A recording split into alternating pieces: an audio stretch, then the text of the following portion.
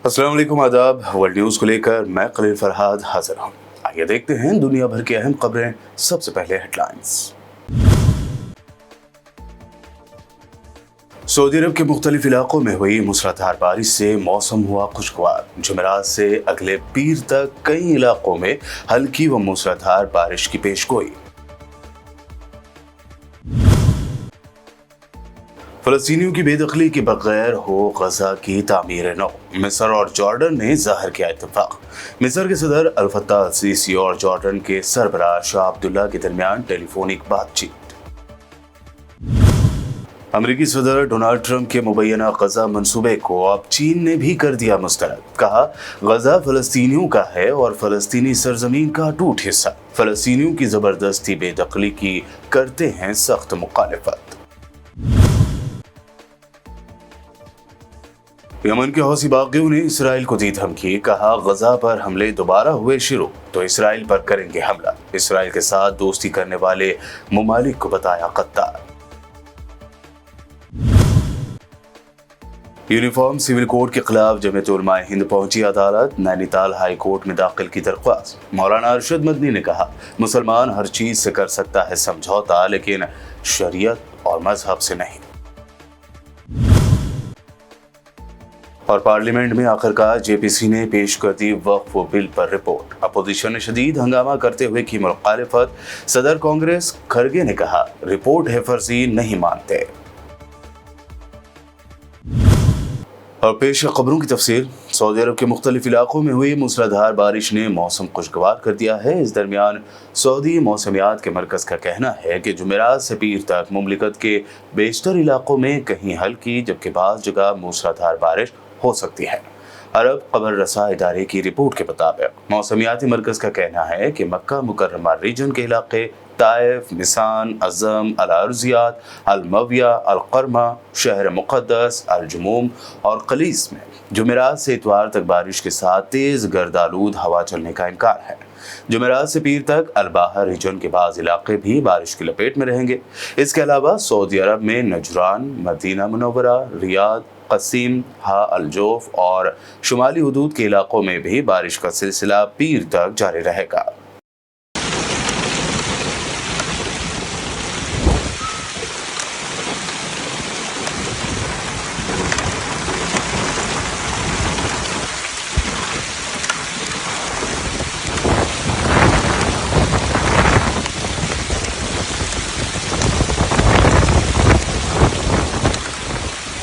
Egypt यानी मिस्र और उर्दून ने फ़लस्तीनियों की बेदखली के बगैर गजा की तामीर नौ पर इत्तेफाक जाहिर कर दिया है। मिस्री सदारती दफ्तर के मुताबिक मिस्र के सदर अब्दुल फत्ताह अल सीसी का जॉर्डन के किंग अब्दुल्ला से टेलीफोनिक राब्ता हुआ, जिसमें दोनों रहनुमा फ़लस्तीनियों की बेदखली के बगैर गजा की तामीर नौ पर मुत्तफिक हुए। मिस्री सदारती दफ्तर का कहना है कि दोनों रहनुमाओं ने कहा कि गजा की तामीर नौ फ़लस्तीनियों की बेदखली के बगैर होनी चाहिए। मिस्री सदारती दफ्तर के मुताबिक दोनों सदूर ने कहा कि मशरिक़ वस्ता में अमन के लिए सदर ट्रंप से ताउन की ख्वाहिशमंद है। वाज़ेह रहे कि जॉर्डन, इजिप्ट और सऊदी अरब फ़लस्तीनियों की बेदखली का अमेरिकी सदर डोनाल्ड ट्रंप का मनसूबा सख्ती से मुस्तरद कर चुके हैं। अमेरिकी सदर डोनाल्ड ट्रंप के मुबैना गजा मंसूबे को अब चीन ने भी मुस्तरद कर दिया है। गजा से फ़लस्तीनियों की ज़बरदस्ती बेदखली की मुखालिफत करते हुए तर्जुमान चीनी फॉरेन मिनिस्ट्री का एक प्रेस कॉन्फ्रेंस में कहना था कि गजा फ़लस्तीनियों का है और फ़लस्तीनी सरजमीन का अटूट हिस्सा है। चीनी वज़ारत ख़ारिजा के तर्जुमान का कहना था कि हम गजा के शहरियों की जबरी बेदखली की सख्त मुखालिफत करते हैं। दूसरी जानिब अरब लीग के सेक्रेटरी जनरल अहमद अबुल गैत ने फ़लस्तीनियों की जबरी बेदखली को अरब दुनिया के लिए नाकाबिल कबूल करार दिया है। यमन में तहरीक अंसारुल्लाह के सरबराह अब्दुल मालिक अल हौसी ने कहा है कि अगर इसराइल ने गजा पर हमले दोबारा शुरू किए और जंगबंदी के मुआहदे पर अमल ना किया तो वो भी इसराइल पर हमला करने के लिए तैयार है। उन्होंने सना से अमेरिकी अफवाज के इनखला की सालगिरह पर कहा कि अमेरिका दूसरे ममालिक की दौलत की जानिब हिरस और लालच की नज़र से देखता और उनके कुदरती ज़खायर और दौलत पर कब्जा करने की कोशिश में रहता है। उन्होंने कहा कि अरब और इस्लामी दुनिया ने तूफान अल-अक़सा के मौके पर या तो उसके खिलाफ साजिश की या कम से कम इस्तिक़ामती महाज की पीठ में छुरा खोपा। अंसरुल्लाह यमन के सरबराह ने उन हुकूमतों को गद्दार करार दिया जो सिहूनी हुकूमत के साथ हालात मामूल पर लाए हुए हैं। उन्होंने जोर देकर कहा कि जानवर भी दुश्मन और दोस्त की पहचान रखते हैं, लेकिन बाज़ अरब ममालिक ईरान को दुश्मन और इसराइल को दोस्त समझ बैठे हैं। अमेरिकी सदर डोनाल्ड ट्रंप ने कहा है कि रूस यूक्रेन मज़ाक़-ए-ख़ैज़ जंग रोकने का वक्त आ गया है। ये बात उन्होंने अपने social media platform truth social पर किए गए एक पोस्ट में कही है। डोनाल्ड ट्रंप ओहदे का हल्फ उठाने के बाद से रूस यूक्रेन जंग के खात्मे से मुताल्लिक़ इक़दामात जारी रखे हुए हैं। एक बयान में उनका कहना है कि मैंने अभी यूक्रेन के सदर ज़ेलेंस्की से बात की है, वो भी रूसी सदर पुतिन की तरह अमन कायम करना चाहते हैं। इस दौरान अमेरिकी सदर डोनाल्ड ट्रंप ने रूसी सदर व्लादिमीर पुतिन से भी टेलीफोनिक रब्ता किया है। टेलीफोनिक रब्ते के बाद ट्रंप ने आला अमेरिकी हुक्काम को यूक्रेन में जंग के खात्मे के लिए मुज़ाकरात शुरू करने का हुक्म दिया। सदर पुतिन के साथ 1 घंटे से ज़ायद की बातचीत के बाद ट्रंप ने कहा कि 2022 में यूक्रेन पर मुकम्मल हमले का पुतिन ने आगाज़ किया और अब रूसी सदर जंग के खात्मे के ख्वाहिशमंद है। उन्होंने मुस्तक़बिल क़रीब में जंगबंदी पर भी तबादला ख्याल किया। तुर्क वज़ीर आज़म रजब तैयब एर्दोगान गुज़िश्ता रोज़ मलेशिया के दौरे पर पहुंचे, जहां उन्होंने मलेशियन वज़ीर आज़म अनवर इब्राहिम को तुर्क साख्ता इलेक्ट्रिक गाड़ी तोहफे में दी। अनवर इब्राहिम ने गाड़ी की टेस्ट ड्राइव की तो उनके साथ तुर्क सदर भी गाड़ी में मौजूद थे। गाड़ी चलाते वक्त दोनों आलमी क़ायदीन के दरमियान होने वाली दिलचस्प बातचीत सोशल मीडिया पर वायरल हो रही है।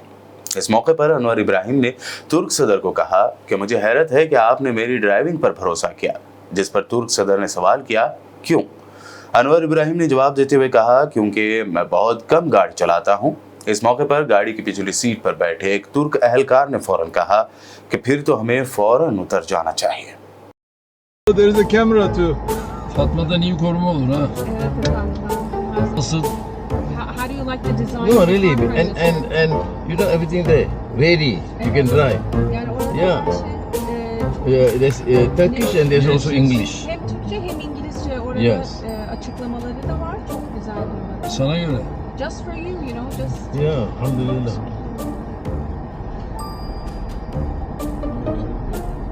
I'm surprised you trust my driving. Yani benim sürücülüğüme güvendiğinize biraz şaşırdım diyorlar efendim. Why? Why should I be surprised? I hardly drive, Yani çünkü çok fazla araba kullanmadığım için. and we drive a right hand. Ve biz hep sağ tarafta, sürücü sağda olduğu bir de ters. İngilizce. So let's get off now. Hadi inelim diyor. In fact, Aziza asked me, do you need to drive? What can... Sordu bana, yani emin misin hani kullanmak zorunda mısın? When she doesn't trust me. O bana pek güvenmiyor Oo. sürücülüğüme. No, because but I drove when I was teaching at Georgetown in Washington. I drove, but very rarely. Ama çok nadir My brother- vesileyle. Ses duyuyor musun? My brother, you don't hear anything, right? Yeah, Do you hear anything? It's really. very It is quiet. very quiet. Evet, çok sessiz. And you see the world news में वक्त हुआ है एक short break का। जल्द लौटेंगे और देखेंगे मजीद अहम खबरें।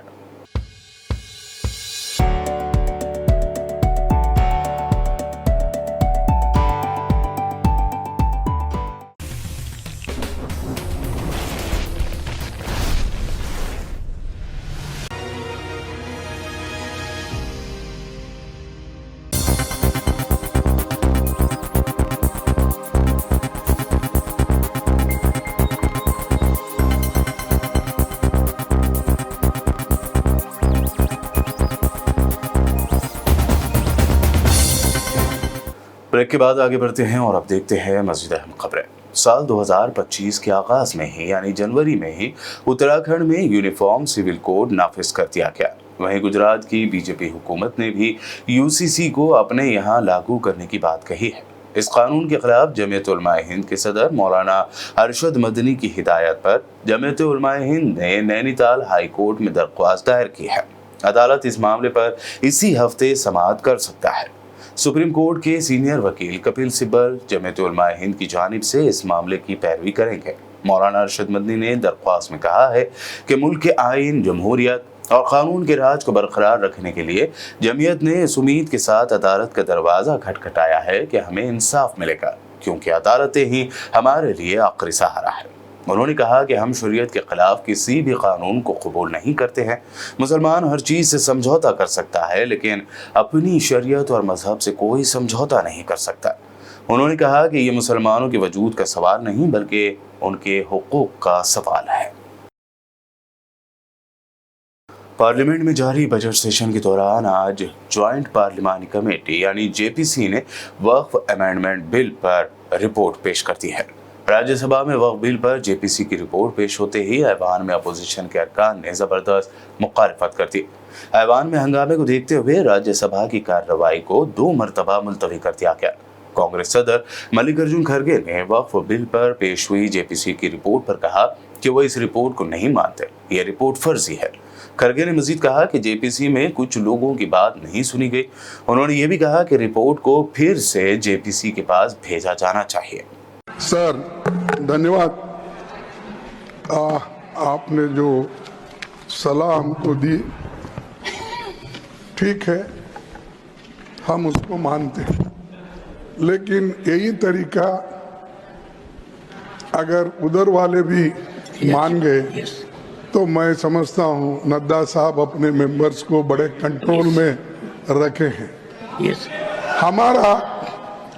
हमारा एक ही विषय है, जो वक्फ बोर्ड की जेपीसी की रिपोर्ट है, जिस रिपोर्ट में अनेक सदस्यों ने अपना डिसेंट नोट दिया है, वो नोट देने के बावजूद भी प्रोसीडिंग से निकालना और उन मेजॉरिटी मेंबर्स के व्यूज सिर्फ उसमें रखकर बुलडोज करना, ये ठीक नहीं है, ये कंडेमेबल है और एंटी डेमोक्रेसिक है, एंटी प्रोसीजर है।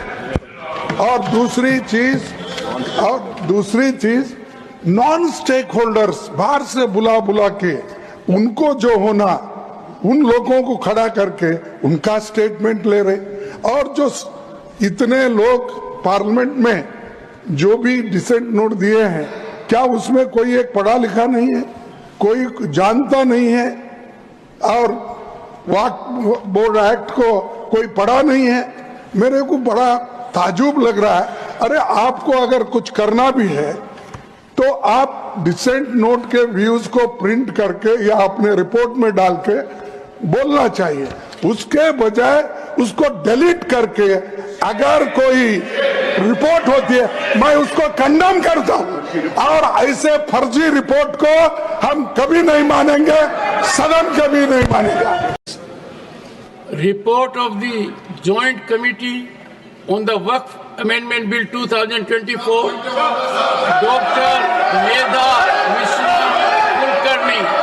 Honorable Chairman Sir, I rise to lay the Hindi and English versions of the report of Joint Committee on the Waqf Amendment Bill 2024 as listed against my name at serial number 2 in today's list of business. Record of evidence of the Joint Committee on the Waqf Amendment Bill 2024, Dr. Medha Mishra Kulkarni.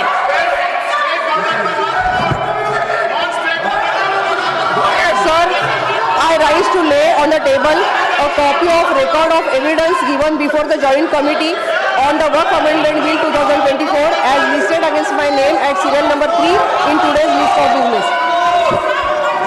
Shri Bhupendra Yadav. संसद के अंदर वाद विवाद, विषयों के बारे में चर्चा, और प्रजातंत्र के अंदर हम एक बात मानते हैं कि वी अग्री टू डिसएग्री, इसलिए चर्चा, और चर्चा के साथ साथ लेकिन Nothing except what the leader of the House will go on record. हमें परंपराओं का ध्यान रखना चाहिए, और परंपराओं को ध्यान रखते हुए संवैधानिक प्रावधान के तहत प्रजातांत्रिक तरीके से हमें हाउस की प्रोसीडिंग्स को चलाना चाहिए।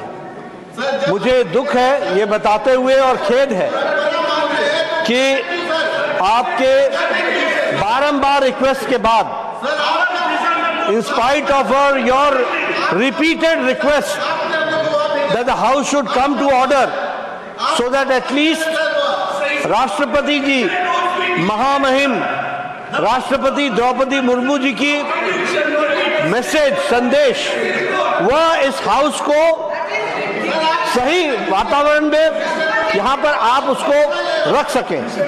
लेकिन विपक्ष ने जिस तरीके की भूमिका अदा की है वो बहुत ही गैर जिम्मेदाराना है, इररिस्पॉन्सिबल है, और इसकी जितनी भी निंदा की जाए वो कम है। मैं ऑन रिकॉर्ड लाना चाहता हूं कि राष्ट्रपति महोदया, the first citizen of the country, जब वो उनका मैसेज पढ़ा जाए तो हाउस ऑर्डर में होना चाहिए था, जो नहीं है। यह बहुत ही दुर्भाग्यपूर्ण है और इसकी हाउस निंदा करती है, यह मैं जरूर कहना चाहूंगा। Leader of the opposition, I would urge you that आज जब as per the listed business, the JPC report on Waqf amendment bill was to be placed on the table of the House, and some of the concerns raised by the opposition party, I have just checked it. There is no deletion, there is no removal of any part of the report. Everything is tabled on the floor of the House. On what basis you can raise this kind of issues? Don't mislead the House. Sir, I am very pained to say that the honorable members from opposition parties. Delhi assembly इंतखाबात में BJP की जीत के बाद अब party की नजरें बिहार पर टिकी हुई हैं। इस साल के आखिर तक बिहार में असेंबली इलेक्शन होने हैं। आरजेडी के सदर लालू प्रसाद यादव ने दिल्ली इलेक्शन को लेकर बड़ा बयान दिया है। उन्होंने कहा कि उनके रहते बीजेपी बिहार में कैसे हुकूमत बना लेगी। जब पूछा गया कि दिल्ली इलेक्शन के नतीजों का बिहार असेंबली इलेक्शन पर असर पड़ेगा, इस सवाल पर लालू यादव ने कहा, हमारे रहते बीजेपी बिहार में कैसे सरकार बना लेगी, अब भाजपा जा रही है। उन्होंने कहा कि जनता अब बीजेपी को पहचान चुकी है। नरेंद्र मोदी ने अपने दोस्त अडानी को फायदा पहुंचाने के लिए नेशनल सिक्योरिटी से बड़ा समझौता किया है। ये कहना है कांग्रेस तर्जुमान सुप्रिया श्रीनेत का। उन्होंने जिमन में कई संगीन इल्जाम भी आयद किए हैं। नरेंद्र मोदी अपने मित्र गौतम अडानी को फायदा पहुंचाने के लिए किस हद तक जा सकते हैं, किस तरह से नियम कानून बदल सकते हैं, इस देश की राष्ट्रीय सुरक्षा के साथ भी खिलवाड़ करने को तैयार हैं। अगर आप इसका कच्चा चिट्ठा और सच सुनना चाहते हैं तो आगे की बातें जरूर सुन लीजिएगा, क्योंकि असलियत यह है कि राष्ट्रीय सुरक्षा और बॉर्डर सिक्योरिटी को मद्देनजर रखते हुए भारत पाक बॉर्डर से 10 किलोमीटर तक की दूरी पर जो मौजूदा गांव और सड़कें हैं उनको छोड़ के कोई बड़ा निर्माण नहीं हो सकता है। लेकिन असलियत यह भी है कि मोदी जी के परम मित्र गौतम अडानी आज की तारीख में पाकिस्तान बॉर्डर से महज 1 किलोमीटर की दूरी पर बड़े सोलर और विंड टर्बाइन प्लांट का निर्माण कर रहे हैं। असल में हुआ ऐसा कि SECI जो एक सरकारी कंपनी है, सेंट्रल गवर्नमेंट के अंदर आती है, solar energy corporation of India, जो कि रिन्यूएबल एनर्जी मंत्रालय के अंतर्गत आती है, उसको 23,000 हेक्टेयर की भूमि आवंटित करी थी गुजरात सरकार ने सोलर और विंड एनर्जी पर काम करने के लिए। SECI ने कहा कि क्योंकि ये सब प्रतिबंध है 10 किलोमीटर इत्यादि का, उनके लिए ये काम करना मुमकिन नहीं हो पाएगा। वो सिर्फ विंड टर्बाइन लगा सकते हैं, लेकिन अगर सोलर पैनल नहीं लगेगा तो ये उनके लिए प्रैग्मेटिक नहीं है, प्रैक्टिकल नहीं है। बस फिर क्या था, गुजरात से चिट्ठी लिखनी शुरू हुई प्रधानमंत्री कार्यालय पर और बोला गया कि रक्षा मंत्रालय से मिलकर इस मुद्दे को उठाया जाए और इसका समाधान निकाला जाए। अप्रैल 2023 की यह बात है। 21 अप्रैल 2023 को एक बड़ी बैठक बुलाई गई दिल्ली में, जिसमें कि गुजरात के अधिकारी आए, न्यू एंड रिन्यूएबल एनर्जी मंत्रालय के लोग आए, SECI के लोग आए और मिलिट्री ऑपरेशंस के डायरेक्टर जनरल तक उसमें उन्होंने भाग लिया। उस मीटिंग में आर्मी के वरिष्ठ लोगों ने कहा कि सोलर पैनल लग जाने से टैंक मूवमेंट और निगरानी करने में दिक्कत होगी, लेकिन डेवलपर्स ने उनको यह विश्वास दिलाया कि ऐसी दिक्कत नहीं होगी। हालांकि आर्मी ऑफिशियल्स ने बोला था सोलर पैनल का साइज बदला जाए, जिसको खारिज कर दिया गया इस डिमांड को। और उसके बाद रक्षा मंत्रालय ने उसी दिन यह फैसला लिया कि पाक और मंजूरी दे दी कि पाकिस्तान से 2 किलोमीटर की दूरी पर, बॉर्डर से 2 किलोमीटर की दूरी पर सोलर पैनल और 1 किलोमीटर की दूरी पर विंड टर्बाइन लग सकती है। बस फिर क्या था, मोदी सरकार ने मई 2023 कुछ ही दिनों के अंदर इसको औपचारिक भी किया और सब मंत्रालयों को इसकी बकायदा अधिसूचना जारी करके सूचना भी दे दी गई। दिल्ली की साबिक सीएम आतिशी ने प्रेस कॉन्फ्रेंस करते हुए दावा किया कि दारुल हुकूमत में बीजेपी की हुकूमत ने आते ही लंबे लंबे पावर कट लगाना शुरू कर दिए हैं।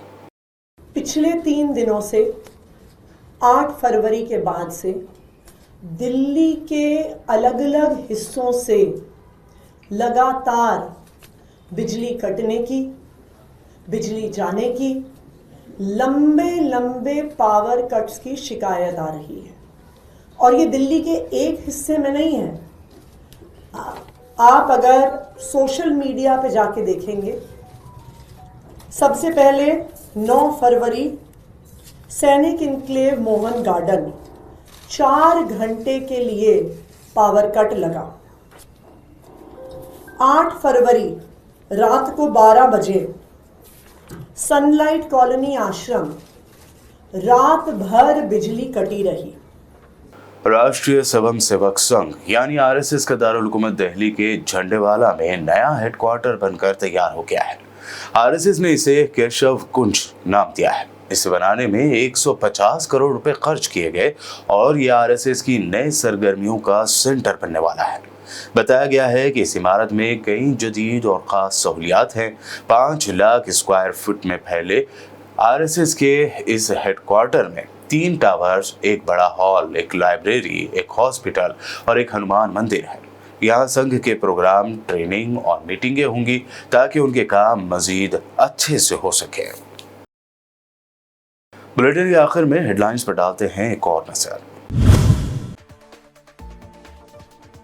सऊदी अरब के मुख्तलिफ इलाकों में हुई मूसलाधार बारिश से मौसम हुआ खुशगवार। जुमेरात से अगले पीर तक कई इलाकों में हल्की व मूसलाधार बारिश की पेशगोई। फलस्तीनियों की बेदखली के बगैर हो गजा की तामीर नौ। मिस्र और जॉर्डन ने जाहिर किया इत्तेफाक। मिस्र के सदर अल फत्ताह अल सीसी और जॉर्डन के सरबराह शाह अब्दुल्ला के दरमियान टेलीफोनिक बातचीत।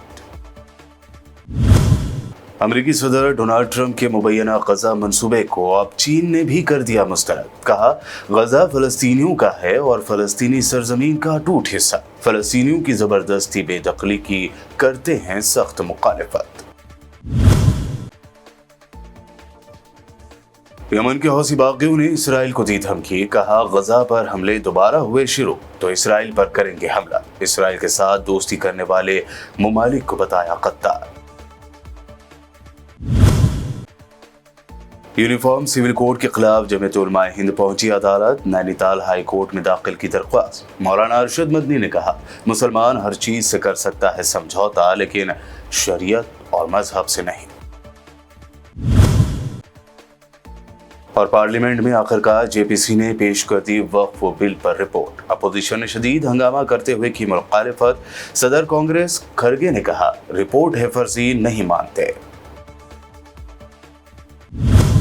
ये थी वर्ल्ड न्यूज में अब तक के अहम नेशनल व इंटरनेशनल न्यूज। मज़ीद ताज़ा तरीन अपडेट्स और दिलचस्प प्रोग्राम्स के लिए देखते रहिए PPN चैनल।